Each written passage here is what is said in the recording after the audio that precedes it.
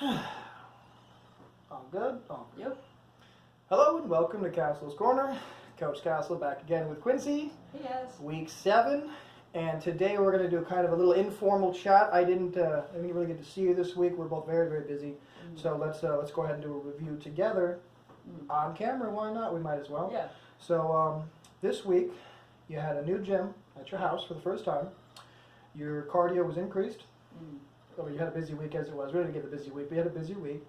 You're doing your studying, you're working on video. You spent a considerable amount of time working on video editing this week. Yeah. The photo shoot video from a month ago, still being worked on. Okay, it's okay. I know eventually it will be done, or you'll just, say to hell with it. Waiting for that because I'll take over and do it in a day, don't worry. So why don't you tell me, with this particular week, let's go over the, let's say, challenges you faced first. So what happened that made you have excuses? What happened that were problems? What issues did you face?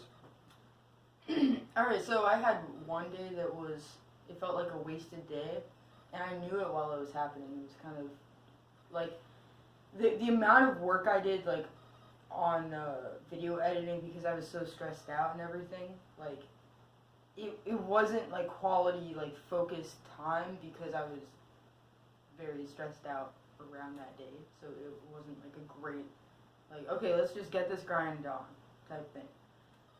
So then I had, like, a wasted day with, like, depression and stuff like that, and then I wasn't really feeling uppity and doing stuff and energetic and stuff like that. So because you hadn't started applying yourself at all yet that day, you had a lack of momentum, you were sad and depressed, and you're like, oh, I don't want to get started because I feel so crappy, what's the point? No, I mean, I still got started, but it just wasn't a focused, It's a like, slow start, concentrated, kinda? it wasn't like a concentrated focus. Yeah, but you're still learning. You're going to have bad days. I mean, I have bad days like that, drag-ass days. Really? Yeah. I mean, I don't care. It just happens. It sucks while it's happening, but it happens. Everything gets done. It's just it's just a shitty day. Yeah, I mean, a good example would be, yesterday was a good example. Yesterday I had, my best friend Jackie was in town first time. I took the whole evening off, and I was like, I just got to get everything done this morning. I mean, that's a lot, though. So I was like, I'll just have to get everything done this morning. But what ended up happening was half the shit did not end up getting done. I had to push some things off to today, and this, that, and the other, and all those other things. So I would call that a bad day. But that being said, I was also very productive. I got my 3 big priorities done for the day, and everything else that did not get accomplished, well, it'll get done today. But in my definition, that would be an unproductive day. Half my things didn't get done that day. I was in a kind of a sluggish, slow-moving mood. Just didn't get done the way I wanted to. It's going to happen. Everyone has those days. Don't worry about it. Next day is a new day. That's all. So what other mistakes? What other things? I think that I was too agreeable with some situations that I should have just been like, nope, I have something to do. I really do not care about what the reason is that you need to talk to me or whatever. Well, okay, well, real quick, just without getting too much into that, because we don't need to give any personal examples, but let's just put it this way. Many times you have to be selfish to get things done, and I think you're starting to learn that there is a time and a place for things. And specifically, if somebody needs you, it's pretty obvious whether they actually need you or they don't. And if somebody needs you, you know to make time for them. And if somebody doesn't, as you just said, it was something you didn't even care about, it didn't seem necessary. Well, I mean, I did care about it, but it was just such an unrealistic time slot. Yeah. I see. I didn't get any sleep. It's kind of, and so you should have just said no. Yeah. Should have just said no, and you know what? You got your whole life ahead of you. Yeah. Whatever it was, it's not going to go anywhere. You know it could have waited. It could have waited.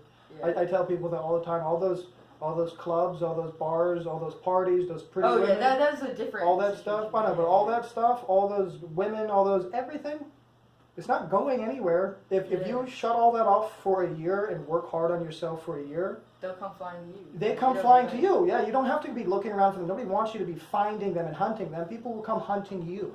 If you stay on your grind for a year, all this stuff's not going anywhere. It's been there since the dawn of human civilization. It's going to be there till the day we all go extinct, Stay on your grind. When you're ready and you're already successful, you're happy, you're situated, you know who you are, and you know what you want, sure, then go have a party every now and again. But for now, stay on your grind. So being agreeable is something that we learned a while back. I had to take a personality test for the big 5 aspect scale. This is understandmyself.com. Jordan Peterson test. It's $10. I have most of my clients take this test. It's a personality trait assessment. One of the traits is agreeableness. Mm-hmm.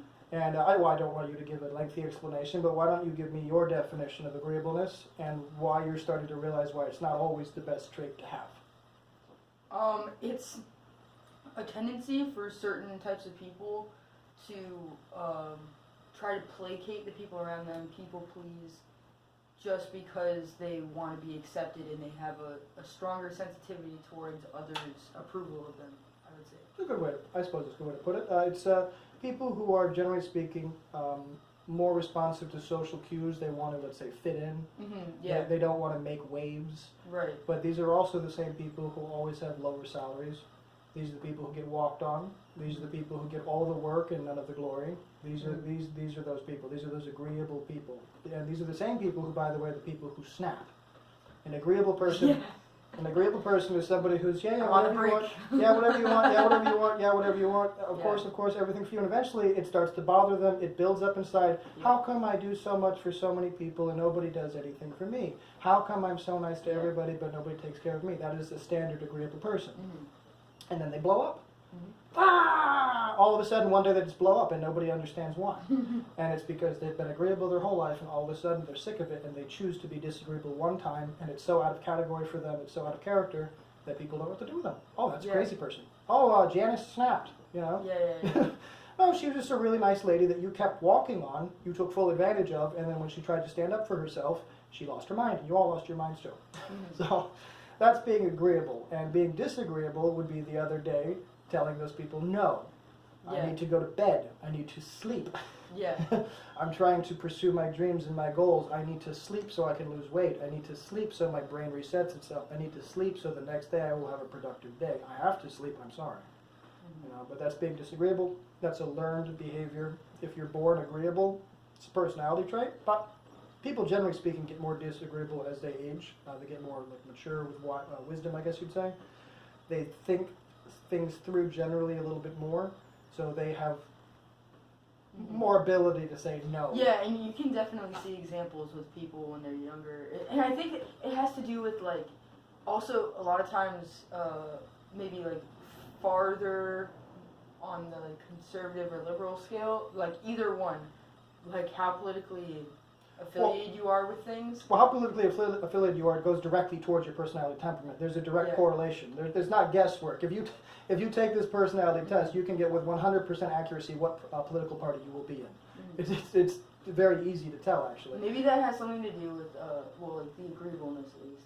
As you age, a lot of times, much older people, they'll end up being more conservative, even if they're more conservatively, like more conservatively democratic. It doesn't really matter, like, conservative right, but I would say a lot of factors come into play. I wouldn't say that's probably a big one. Some of it, I would think, but a lot of other things come into play with the conservatism. I mean, when you get old in a world that hasn't changed for a set amount of time, you don't want it to suddenly change when you're 70. You want things to kind of stay the same. That's another.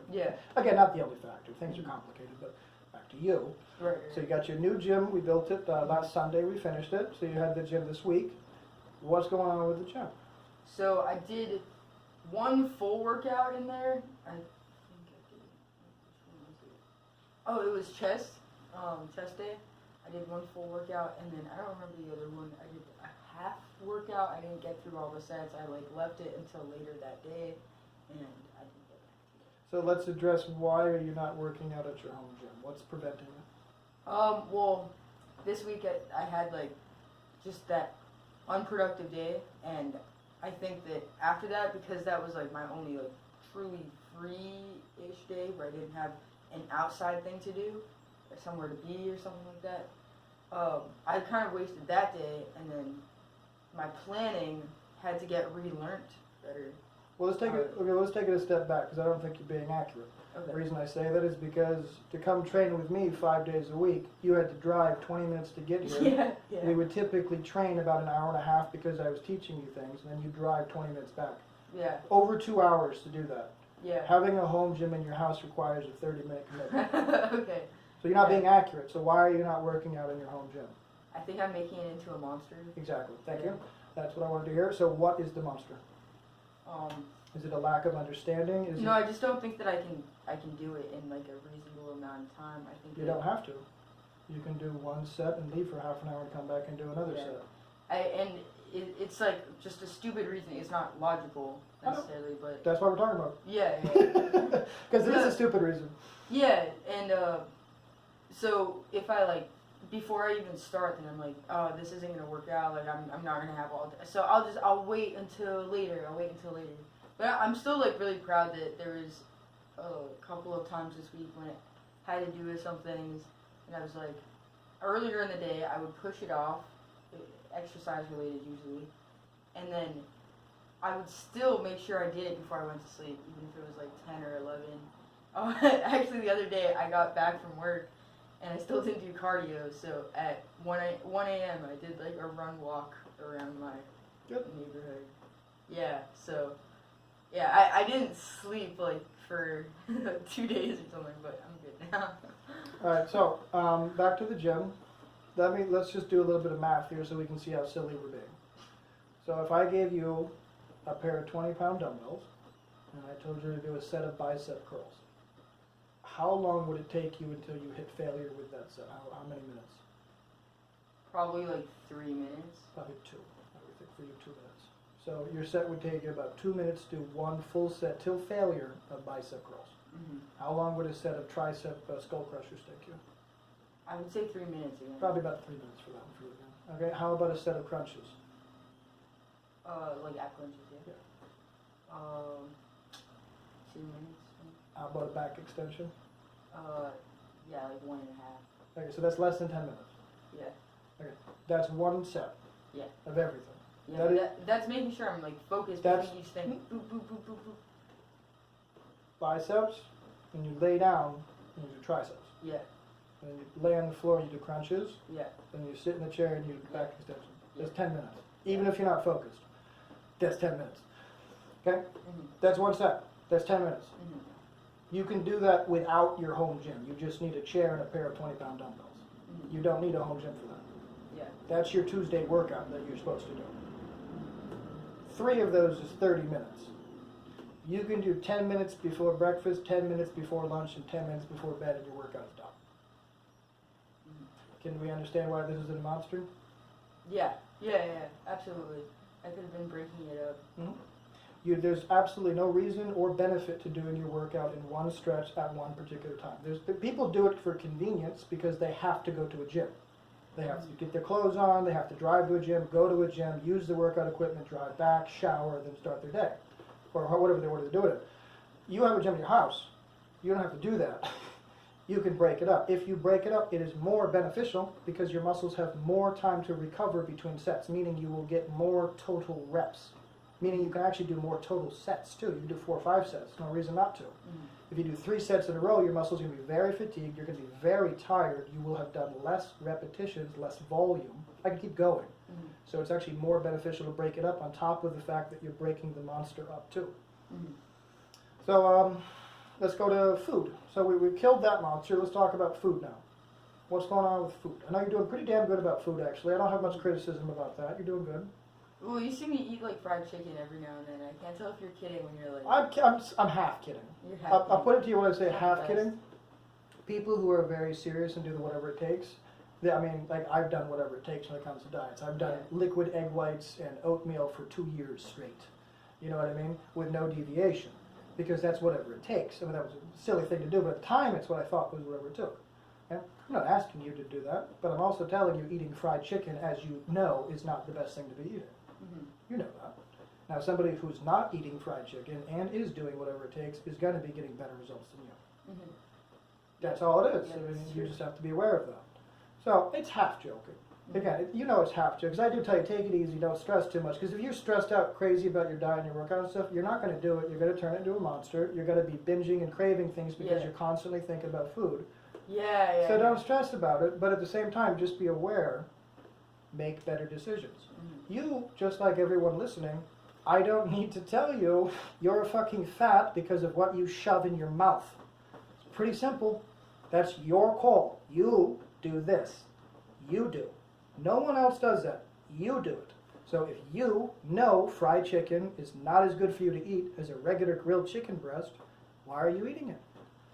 Don't. It's very simple. So, yeah. Moving on to sleep. I'll address that this week. You have to sleep. Now, I am, of course, of the mind that sometimes sleep must be put aside. I don't think that's necessary in your life. I think you have no reason to not be getting enough sleep. I think you have ample time in your day to be sleeping enough. I do. I know. And I hear when you say the math, everything, but then when I go home and I'm actually breaking things up with all the tasks I have, it just feels like I'm suffocated with stuff I have to do and I'm never doing it. No. That's efficiency and lists.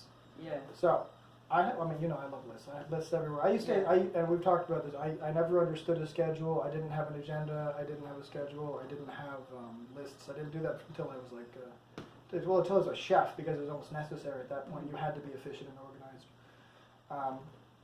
But as soon as I started, I've been through many periods where my lists and my schedules have just been completely overwhelming.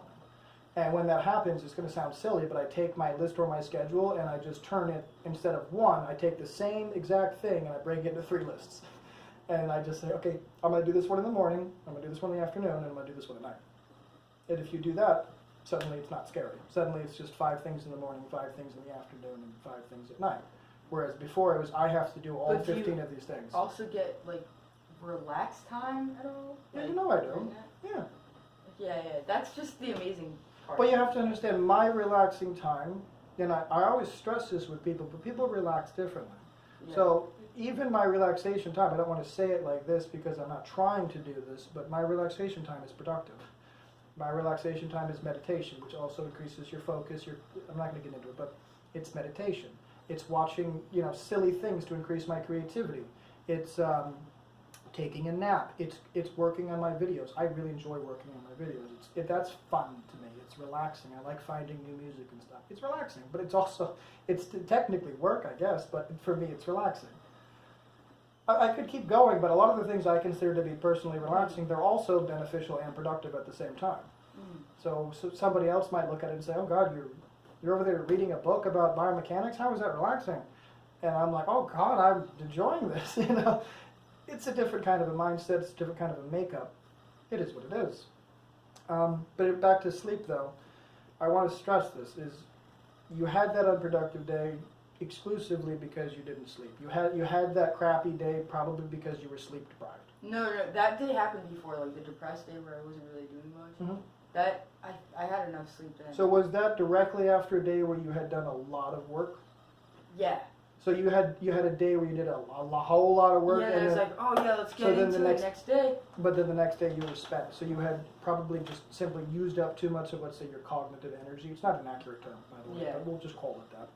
You've been like, you were satisfied with the work you had accomplished. Yeah. And you're like, oh, I got all that done. Yeah. But what you didn't know is you fucked yourself. You lost your hunger the next day. I got complacent. You lost your hunger. You should have been more hungry. You should have been like, well, that was good, but I know I could do a better one tomorrow. Yeah. And that would have made you more hungry. Instead, you said, I did such a good job, and you went to bed thinking about how great a job you did. And then you woke up complacent.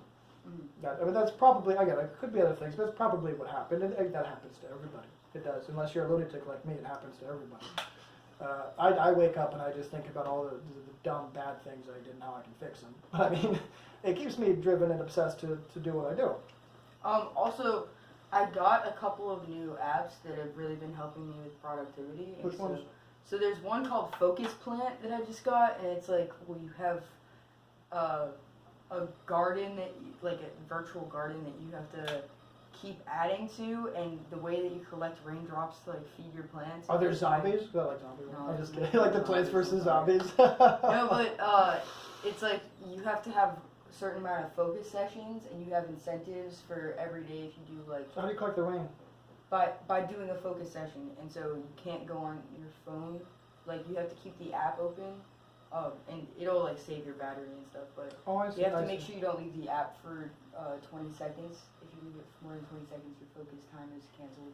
Oh, I see. Yeah, and so I've been doing that a little bit, and I kind of like it. I'm going to recommend that to Jeremy, actually. That sounds good for him. Yeah. And also they have Pomodoro sessions. You know what Pomodoro is? So if there's like a much bigger like project, like I did this for the video project I was working on, and so it's a lot more effective. Like I did this for workouts yesterday too. It's really been helping me. I only had it for like a day and a half, but I already really like it. And there's also a list app that I just got called To Do, and that one's also really nice because of the way that it organizes things, and it allows you to add tags. So it's like, okay, that's its own category. And I'm looking for like the right type of app for list taking that is like simple enough, minimalist enough, but at the same time still has like a lot of categories it can put itself in. Yeah. Oh, no, I like that. Well, actually, Yeah. Let's wrap this up by actually talking about that. So we should mention, I talk about this all the time, but perhaps in a different format like this. Mm-hmm. You don't stop trying new things. Mm-hmm. So when I told you to make lists, you didn't just get a piece of paper and a pen and try it for 2 days and you didn't like it and you stopped. No, you tried different apps on your phones. You're still 7 weeks in trying new apps on your phone. And I didn't tell you to do that. You're trying new things constantly. You're not just using the same crap I told you to use. You're making it yours. You're making it interesting to you. You're making it so you personally use it, so you like to use it. You customize it to yourself. I want to stress how important that is, that you keep changing, keep evolving, and keep growing. A big mistake I have with a lot of my clients is they kind of take my word as like the word of God. And I always stress not to do that. So I say, like, if I tell you to do your workout in an hour and to do this, that's not necessarily what you have to do. You can break it up in 3 or 4 sessions throughout the day. As long as your workout gets done, just run it by me to make sure I'm okay with that. The thing is, people, they have a tendency to take things extraordinarily literally. And I always try to tell people the best way for you to stick to a diet plan, the best way for you to stick to a workout plan, the best way for you to do anything is to make it completely 100% uniquely yours. So find a gym which is great for you, perfectly, just you. Build one for yourself if you want to. Go to the park if that's what you prefer. Do a Zumba class on your fucking computer, your TV, whatever personally works for you the best with your diet. Whatever foods work for you the best, eat those, but just eat the right amount so you're getting your macros correct. That way you're not feeling deprived. You're eating the foods you want to eat. I could keep going, but you can't get complacent. Don't be like, this is good enough. This is acceptable. This is fine. No. Keep trying until it's fully customizable. With your home gym that we just built, you're fully aware that is a rough draft. Yeah. You're going to keep adding and building and screwing and hammering and tweaking and buying new handles until you've not only have you upgraded it to how you like it, but in so doing, you will now fully understand the process and you'll be able to build one anytime you want. Because now you know, oh, pulley up here and pulley down here. Oh, cable needs to be this long. Oh, I need 2 handles, one for this work, one for this work. Yeah. You're going to learn these things. I'm excited for learning how to customize it for when I'm traveling. Like, make it a much more mobile gym. Oh, I got something for you. Yeah, I got something for you. You have it with you? Yeah, well, it's over here. I'm going to give it to you. Oh, I'm excited. And, I thought, don't worry. And that's about it for the podcast. I guess let's wrap it up. Why don't you give me a weekly grade scale of 1 to 100? I think it was pretty good. I think it's going up since last week, 65. I think last week it was like 60 or something, or 50 or something. But You didn't finish the photo shoot video. oh man, but I mean 3.5 workouts were missed. I know, but Your weight is still 166. yeah. And is there? This is all negative. This is all negative. Oh, okay, There's no okay. positive here. So your grade is better than last week. Yeah. Okay. It's a personal thing. Because I feel like I've been a lot more productive than last week. Well, you very well might have been. Yeah. But you might have been productive in other areas. So maybe your priorities are changing. I mean, there's a good chance, but I think that my priorities have still been very geared around this. Okay. Well, again, just a reminder that things do change. Yeah. Priorities will change. But as of right now, we're still sticking with muscle gain, weight loss, losing fat, learning Japanese, all these things that we keep talking about. One thing we didn't address was handstands. How's the handstands this week? Yeah, I got like 2 practices in. How is it on the actual hands? Are we able to do it yet? No, not really. All right, so how are we going to be able to do it on our hands if we're not practicing? You won't be. You won't be able to. How long does it take to practice doing it on your hands? Like 1 minute, 2 minutes. Less than that, right? Like 1 minute. Yeah. How many times in the day are you next to a wall and nobody's around? Okay, do I need like pads underneath me when I'm doing it? Well, I don't know why you would. When's the last time you fell on your face or on anything other than your toes? Yeah, you got a point. Exactly. No, you don't. Stop making excuses. Okay. If it's that big of a worry, do it in your backyard on the grass. Mm. Again, not an issue. Okay. Couch cushion. Lay a fat lady down. Something. Excuses. Monsters. Yeah. Start killing them. Murder those little bastards. Mm. Cut them. Show the lies for what they are. I mean, I just did that twice in the podcast. I showed you what bullshit it was. Complete bullshit. So. Yeah. Coming week, we're on week 7. Let's get it. Getting it. This week recap, we're going to have what to say at the end of the week. At the end of the week, I'll say that I did 4 workouts. I'll say that I practiced handstands at least, like, for 6 days at least. Yeah, I'll say that I followed my morning routine, like, perfectly at least 3 days. So I could keep going. Are you going to finish the video this week? Oh, absolutely. You sure? Yeah. You say that for a month. Oh, I want you to look at it. You've said it on the podcast at least 4 times now. So. I want you to take a look at Okay. it, please. Okay. But that's I'm not trying to beat Quincy up here. I'm just being realistic with Quincy so they know where everything stands. Oh yeah. I know I screwed up a lot this week, like a lot. But you're still doing it. Yeah. And you haven't quit. Mm-hmm. You're still trying really hard. Mm-hmm. That's all that matters. Progress will be made. Yeah, somewhat. All right. Yeah. So that's it, guys. That's the end of it. That's week 6 recap. And thank you for tuning in, everyone. Keep cheering Quincy on. And that's all. Thank you for watching, guys. I just want to say that you can make today an intentional day towards accomplishing your goals. So, everyone, please don't give up and work towards it. Start right now, okay? Okay, good talk. Yes, you can.